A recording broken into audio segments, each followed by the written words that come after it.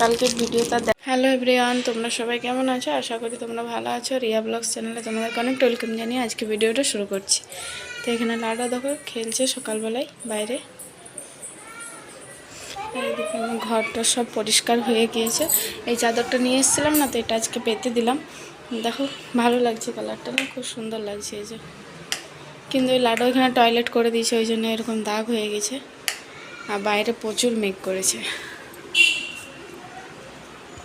দেখো, তো এই ঘরটা তো পরিষ্কার, কিন্তু রান্নাঘরটা পরিষ্কার হয়নি। কটা কাপড় আছে কেচে দেবো। এই দেখো রান্নাঘরটা একটু পরিষ্কার করে নিই।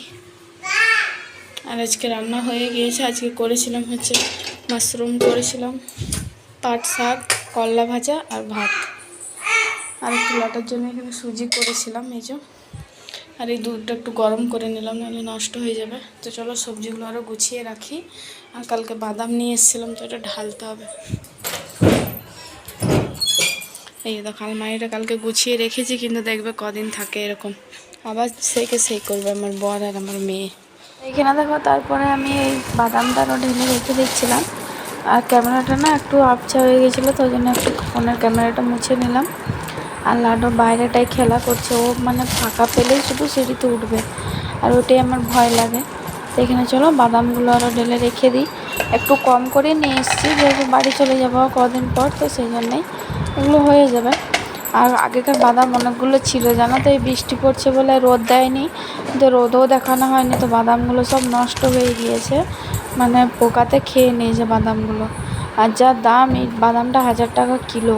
তো দেখি রোদ এলে পরে একটু ধুয়ে রোদে দেবো।